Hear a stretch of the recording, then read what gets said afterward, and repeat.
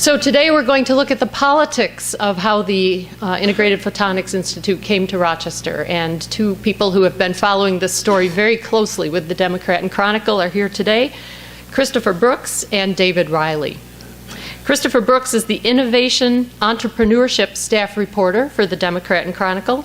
He writes about the newest or smartest products, processes, or people who lead to job growth in the Finger Lakes region. After spending 8 years covering education across the country, he comes to upstate New York with a nerdy passion for comics, basketball, and herb gardening. He holds a bachelor's degree in journalism from Central Michigan and a master's degree in narrative journalism from NYU. David Riley is the Civic Engagement staff reporter for the DNC, covering government and politics from City Hall to the county office building. He focuses on how citizens and voters shape public affairs, as well as the obstacles that sometimes prevent their voices from being heard. David grew up in rural Ulster County. Before joining the DNC in 2013, he spent much of his career outside Boston, where he was an award-winning reporter and editor for a chain of suburban newspapers. A husband and Rochester homeowner, he likes cities, bikes, hikes, and music. Please join me in welcoming Khristopher and David to the podium today.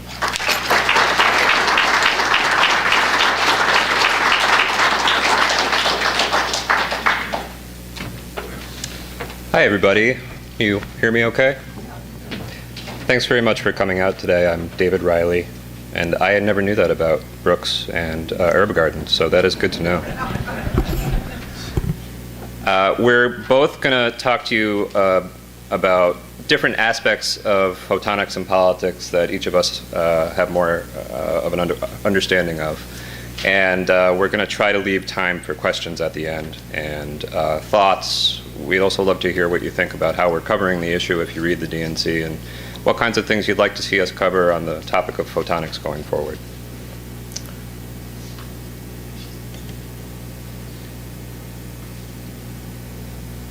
So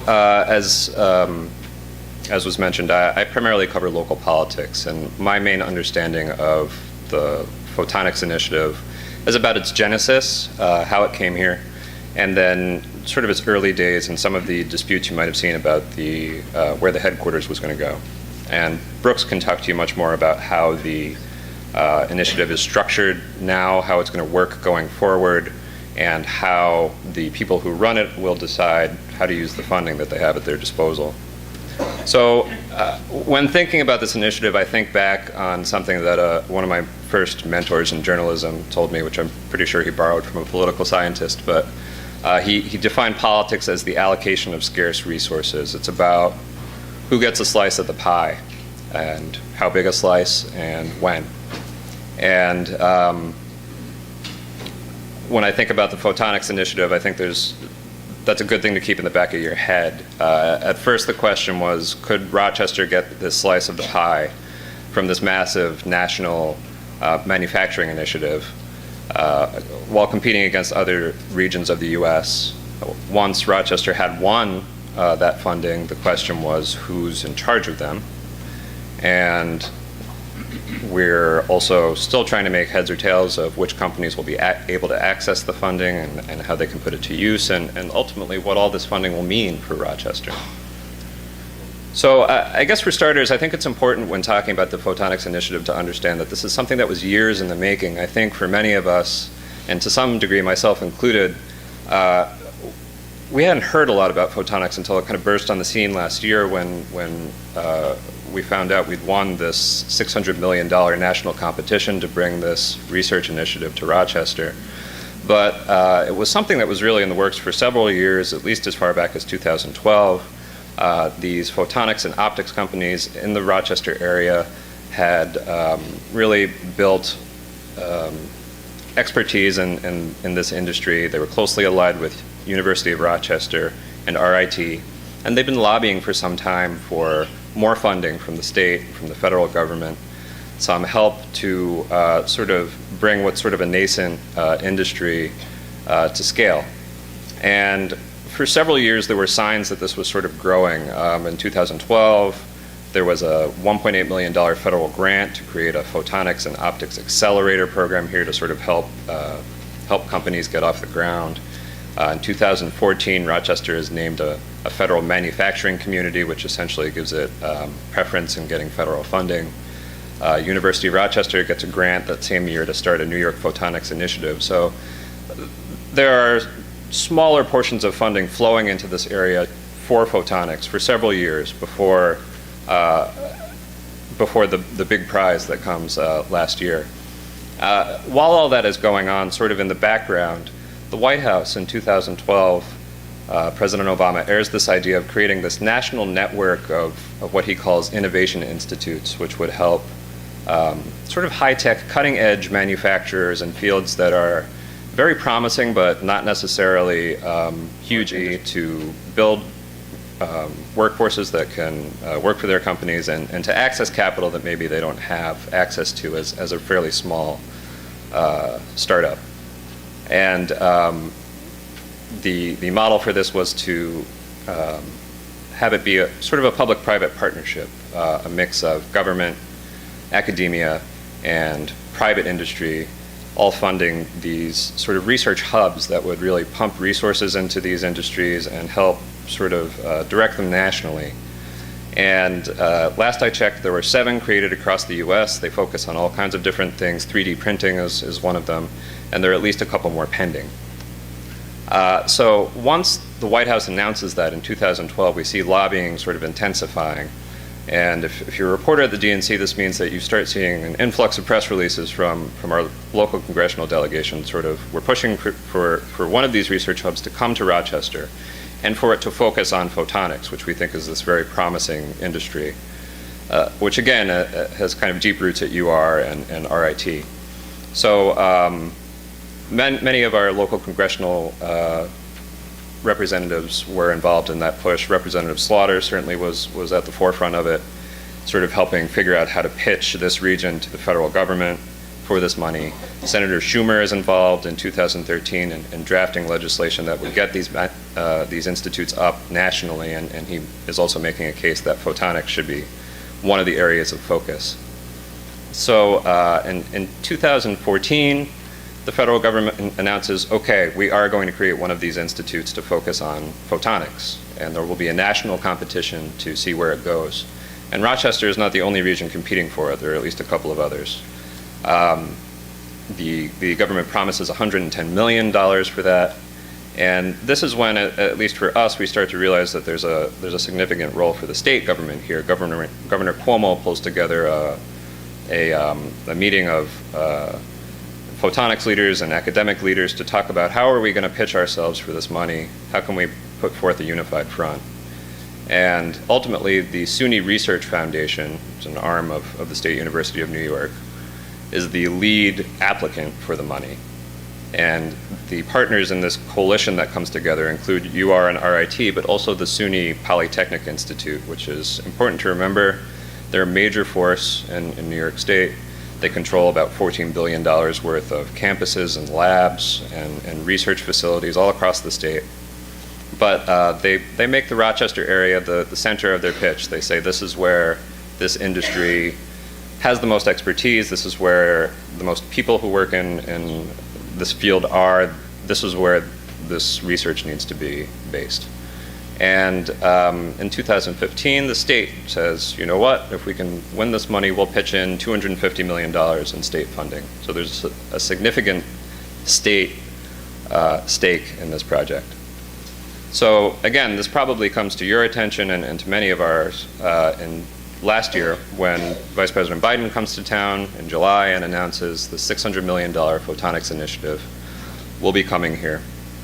And again, this is the end product of years of lobbying, of rounding up state and private funding, and I think also muscle provided by SUNY being involved in the project. And when the project is announced, they tell us most of the manufacturing will probably be in Greece, but they don't tell us where the headquarters will be, and that becomes the key question. This will just be sort of an administrative headquarters that will meet with clients interested in working with the initiative, sort of coordinate its work, but it's not where the actual research will happen. But this becomes sort of a point of contention. Very early on, in fact, the same day that the Photonics Initiative is announced, Joel Seligman, the president of the University of Rochester, says he'd like to see it, the headquarters at the Sibley building. That's where University of Rochester is already planning to build a high-tech business accelerator. It's already invested in the building. And it's already trying to position itself as sort of a place for high-tech and startups and entrepreneurs. But about a month later, leaders of Eastman Kodak, Wegmans, and Paychex, they call for Legacy Tower, which is the old Bausch & Lomb building, only about a block away, to be the headquarters instead. And this begins this sort of protracted back and forth where we have different sides saying it should be at Legacy, no, it should be at Sibley. And it becomes difficult to follow who's on which side. But ultimately, SUNY Polytechnic, again, this major arm of the SUNY system, controls research facilities all across the state, says, we've decided the headquarters will be at Legacy. And very quickly, Joel Seligman from U of R, Joe Morelli, the Assembly Majority Leader, who's from Irondequoit, significant Democrat in the Assembly, and Danny Wegman, the CEO of Wegmans, they release a statement pushing back. They say, there's no deal here. And again, let's be clear, we're talking about two buildings about a block apart. So I imagine to the public the big question is, what is going on here? Why are we fighting about two buildings that are a block apart? Who cares? Put it in either building. You've already essentially agreed it should be in downtown Rochester. That seems like a good thing. What are we fighting about? And sort of the initial impression to me was, this sounds like two sets of developers fighting with each other. You've got the Legacy Tower, which is owned by Buckingham Properties, major developer. They're redoing Midtown Tower now. And Morgan Management, which is also working on Midtown with Legacy. And you've got Wind Development, which is a Boston area firm redeveloping Sibley. So it sort of seems to some degree like you've got developers competing and lining up public officials behind them to sort of make their case and vie for this very high-profile tenant. And ultimately, though, it becomes clear this is much more about who's actually in charge of this program. Who gets to decide where this headquarters goes? It's much less about location as who's in charge of the decision. So the question is ultimately if University of Rochester and Rochester Voices are making this decision in conjunction with SUNY Polytechnic, or whether it's really SUNY Polytechnic's decision to make. So on the left there, we've got Joel Seligman from U of R, Louise Slaughter, Joe Morelli, Danny Wegman. On the right there is Alan Kalieros, who runs SUNY Polytechnic, very powerful figure in state government. And as I'm sure many of you know, Robert Duffy, the former mayor and former lieutenant governor, who's now the head of the Greater Rochester Chamber of Commerce, who ultimately speaks in favor of Legacy as well. Ultimately, there's a deal that sort of tries to give each side something that it wants. Legacy gets the headquarters, which was SUNY Poly's preference, but Sibley will get a share of the workforce development work that'll have to be part of the initiative. Manufacturing, significantly, will now be based out of Eastman Business Park in the city. That wasn't part of the original plan. That's where much of the actual work will happen. That's pretty significant. But research will be done at SUNY Polytechnic facilities in Greece and Canandaigua. And I just threw up that quote from Mr. Morelli there, which I think really sort of encapsulates this, where he essentially says, this wasn't really about the location, it's about the degree to which we here in Rochester are going to have a partnership that's truly includes Rochester's voice, and again, where the actual manufacturing will take place, more so than the administrative headquarters. But even with that resolved, seemingly, new questions have arisen more recently. There was a deal to create, as part of this deal, to create the 7-member governance board to help manage the Photonics Initiative. And UR and RIT have seats on that board, but the state ultimately controls most of the seats. And that's one board. There's another board that's supposed to be overseeing the Photonics Initiative. And now there's some question about which one trumps the other. The other one, called the AIM Photonics Leadership Council, SUNY Poly announced in October that Mr. Duffy would head the council, and he'd be replacing Robert Clark, who's a pretty key figure at U of R, which again raised questions about to what degree are Rochester interests in charge, to what degree are state interests in charge. At this point, I'm going to pass it over to Brooks, who can tell you much more about what will happen from here on out.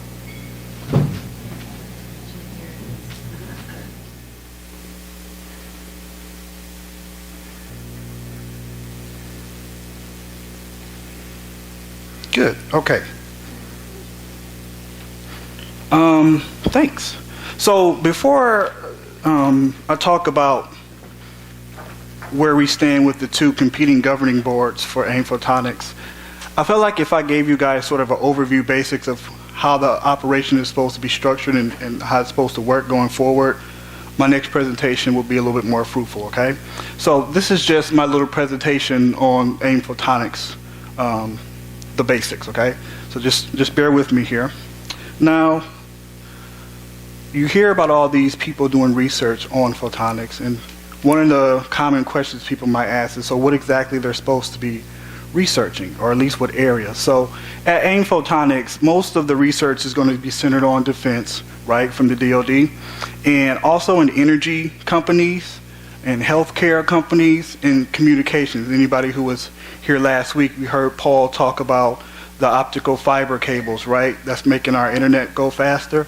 We can finally come up with ways to make the light act quicker and more intelligently, so all of our connected computers can do even more important things. So all of those areas are going to be the primary focus, right? And you're going to have individual groups of scientists and researchers pitching different research topics. Now, these groups of scientists under the AIM sort of umbrella thing, they're going to be called technical working groups. If you ever look at any of the literature for the AIM Photonics groups, you'll see TWG. They like to do acronyms a lot there. I don't know why, but that's what that means. So the question then becomes, if everybody's proposing these ideas to do photonics research on, whose idea gets approved to go forward and whose doesn't? Well, the short answer is they have a technical review board that decides that under AIM Photonics. Now, these four right here are drawn directly from the AIM Photonics paperwork, and it's kind of clunky, so I'm going to do a little bit of translation for you. Cooperatively identify highest impact baseline and advanced capability projects. Pick which ones they're going to do. Comprised of industry, government, and academia together with the AIM Photonics management. Everybody's supposed to have a say in which one we're going to do. Provide prioritized recommendation of project portfolio, new projects, project sunsets to AIM Photonics leadership and executive team. Tell the leadership board which ones we're going to do. Provide visibility for leadership council and executive team for project status, linkages, and project management issues on a biannual basis. Tell them twice a year how we're doing. Listen, bless their heart, most of these people are engineers. They didn't go to school for it. That's what I'm here for, okay? Don't worry about it. So, naturally, the next question is, so who's funding this now?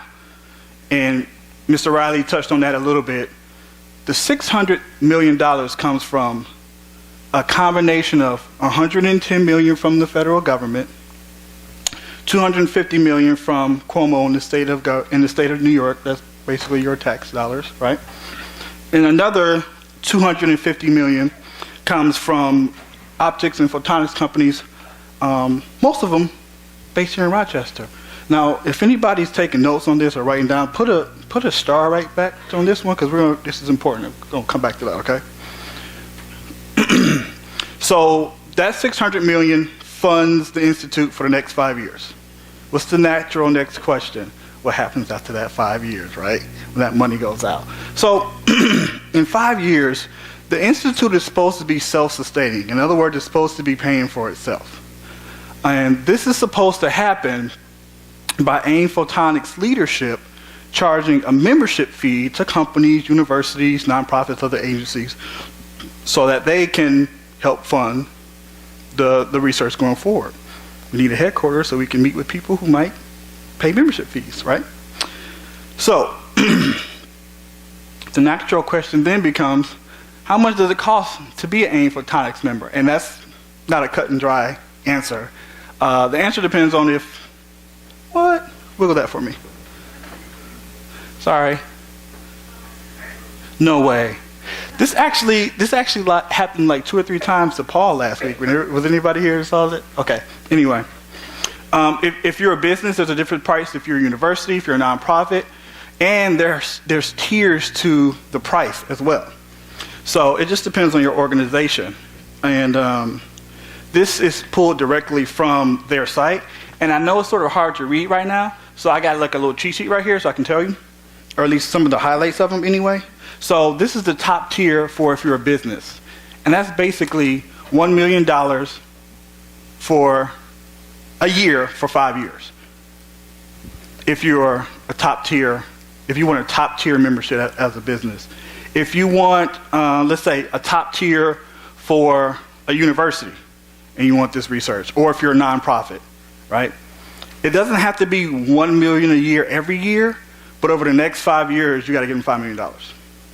If you, let's say you want tier 3 in your business, $100,000 a year for 2 years. So it really just depends on what level you want, and if you're a business or if you're a university. So ultimately, this collective amount of money is supposed to be what sustains the institute going forward. Does that make sense, everybody, so far? Okay, good. Now, just so people won't think this is a sort of a tall task, it's important to note that it's not like they don't have any customers now. There's people already members of AIM Photonics. These companies, when I told you about that $1 million a year for 5 years, these companies have the top tier membership already. Signed up, gave the money. And these are top tier and second top tier institutions that have paid as well. Virginia, Stanford, Cal Davis, Arizona. And at different levels, these companies have paid memberships as well. Delaware, IBM, Colorado, Northrop Grumman. Recognize any of these places? Harris. So they got money already. So it's okay. Next question. Everybody's doing research. It's probably going to take some time, right, before it actually gets to companies. When are we going to see actual results? When are we going to see integrated chips that we can start using? Well, they've developed this system that grades how far along each research project is in the process. They call it manufacturing readiness levels. There'll be MRLs on all the sheets. So it's basically a 1 through 10 system, with 1 being, I think it might be able to be something. I need some time to think about it and get my mind wrapped around it. It's like 1. And 10 is like, we got it down pat. We should start hiring some people. We need some space in Eastman Business Park. We need to start manufacturing, send it out. That's like 10. Let me just tell you right now, nobody's on 10. And new projects that they're pitching in AIM Photonics, they want them to be in sort of this sweet spot. Sort of not completely finished yet, but better than just an idea. This sort of, we feel like we got the process down, or we feel like we understand the science behind it. Can everybody see this? Good. You might want to wiggle this thing again just in case it goes to sleep. I just forgot about it. Okay. So, in conclusion, just for the basics part, right now as we're speaking, there's a group of technical working groups that are putting research proposals together, sending them to the technical review board. In 5 years, this thing is supposed to be able to make it on its own. And when you see the list of companies and universities that have already paid for memberships, seems like they're off to a solid start. For anyone keeping count like I am, because I have to, FYI, the technical review board meets this year on the 25th to look at people's proposals, and on my birthday, August 15th, to okay those proposals. So that's sort of the basics real quick. Now I'm gonna pick up to, actually I might need to do it, to where David left off when we were talking about the 2 governing boards.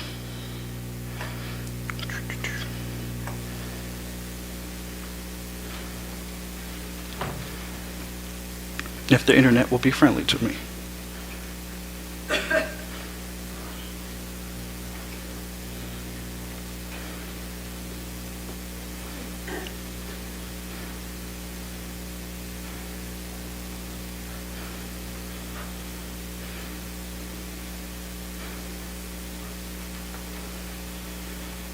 I know you can do it. I know you can do it. I have faith in you.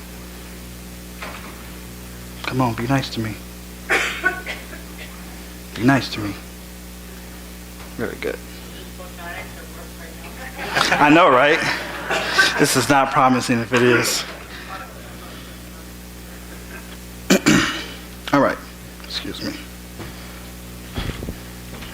I think the biggest question that people have been asking about this whole institute since the headquarters brouhaha has been, who actually runs this thing? And as the guy that's supposed to be picked to write about the Photonics Institute, I'm sad to report that it's not really easy to answer that question. But I'm going to go through these slides and tell you why it's kind of difficult. So, as David talked about, I'm just going to pick up where his story left off. When the governor had a sort of come together meeting with all the sides bickering over the headquarters, one of the offsets for that was the 7-member governance board, right? So this was originally, from our understanding in the media, supposed to be pegged as the main decision-making body for the Institute. And it was supposed to be 3 state officials, people that Cuomo was going to pick, 2 people from Sudi Pali, 1 person from UR, and another person from RIT. We said, cool, understand, makes sense. We started naming people, it made sense. Rob Clark was supposed to be on it, and we were going forward. And like Riley mentioned, soon thereafter, there was a second governance board created. It was called the Leadership Council. Now, Sudi Pali announces this council and names Mr. Duffy as the chair. It's supposed to be a 5-person panel, and it was described as the true governing board of AIM Photonics. Right, you guys see the confusion there? In the release from Sudi Pali, they argued they created this board because it was mandated by mandated by the Department of Defense. Now, what made this sort of even more awkward was that the creation of this board came off to our local politicians as another way to push the Rochester decision-making out of how this was supposed to happen. So they took that as another way to lessen or even eliminate the Rochester voice in AIM Photonics. So not only that, it left bigger questions like who's the clear leader here, and if we're going to have 2 boards, how they're going to interact, and it's unclear who's on the Leadership Council now. I mean, we know Duffy is the chair, but there's other members that are supposed to be on it as well. So that just led to all types of confusion about what's supposed to happen. It played out a little bit like this. If this wants to play for me, it's a video. I hope it'll play. Oh, it's playing on mine. It's probably got a delay on it. Let's see. Is it playing on this one? There was a video there.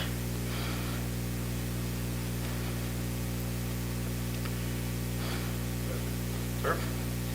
No, I've heard a lot about governing boards and administrative financing.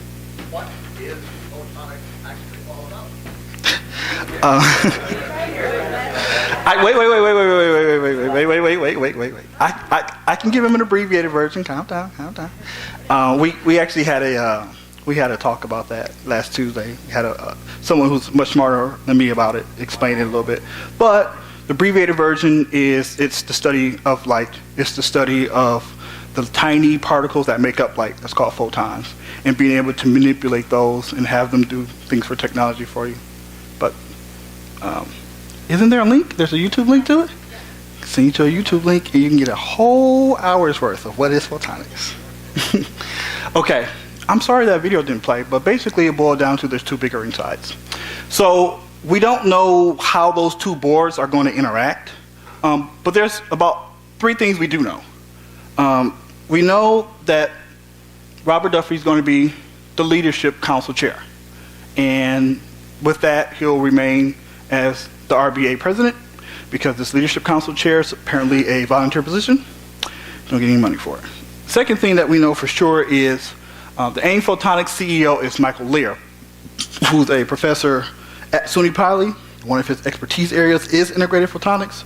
So he'll be the CEO, and he'll also keep his professor post at SUNY Poly. And the third thing we know for sure is that that this slide won't move. Oh, that in some way the state of New York will have its say in the decision making, and that's mainly because they ponied up most of the money, right?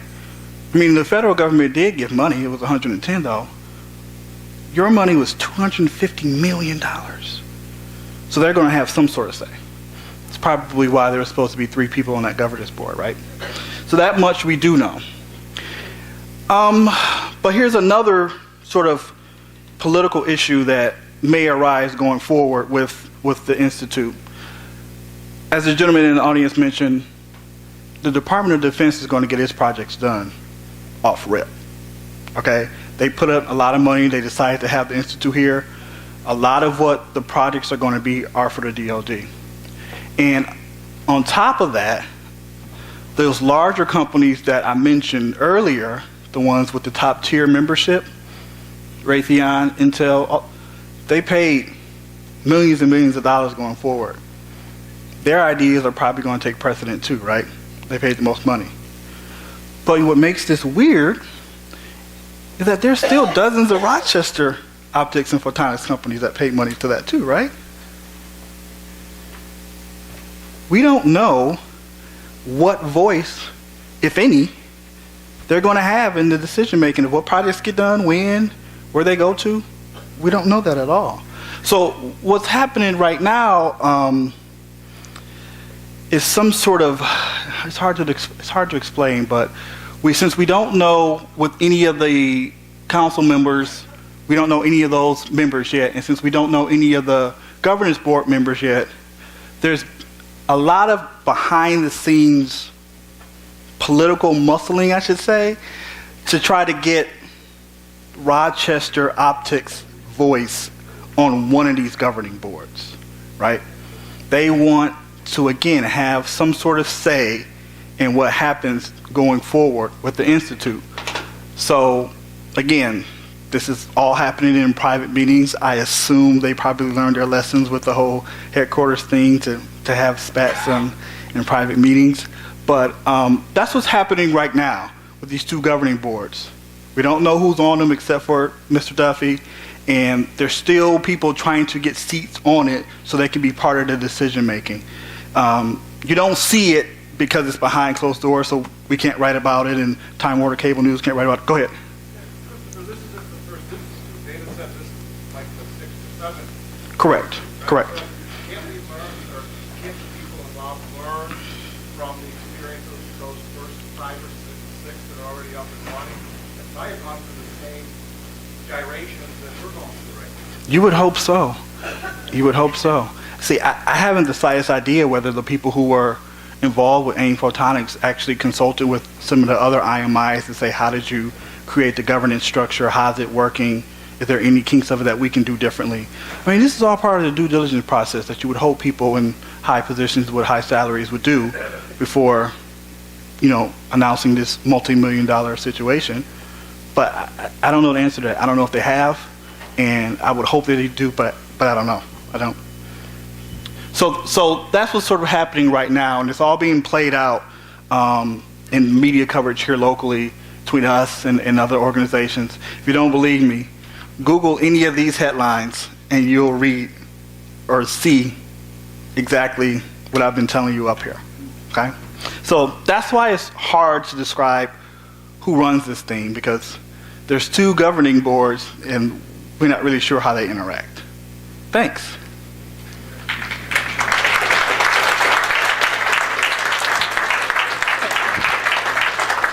Can we take more questions? Okay. I love answering questions. Go ahead. When does the 5 years start?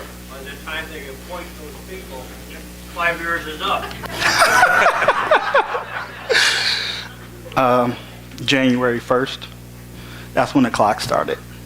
This year? Yeah. It's like a couple weeks ago.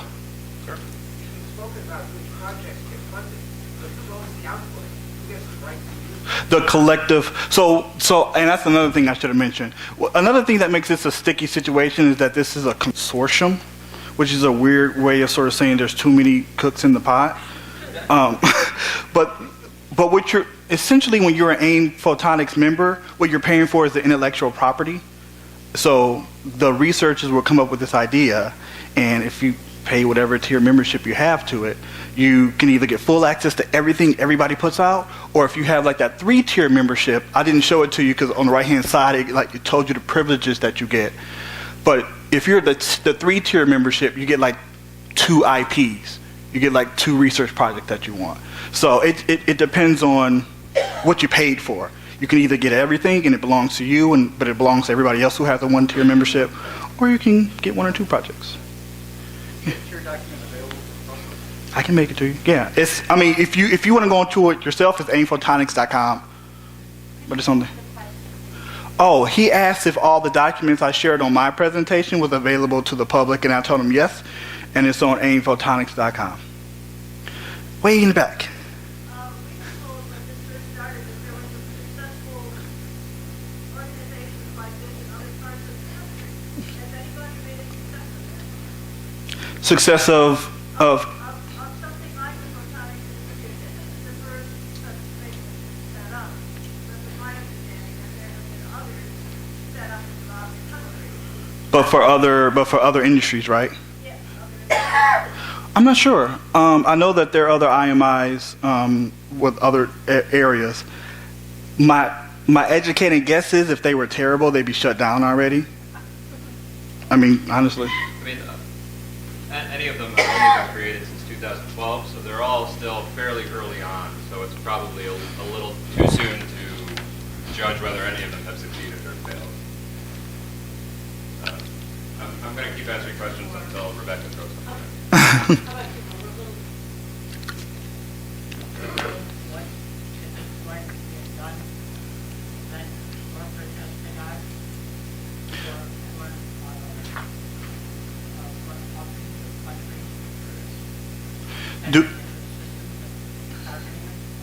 Do we?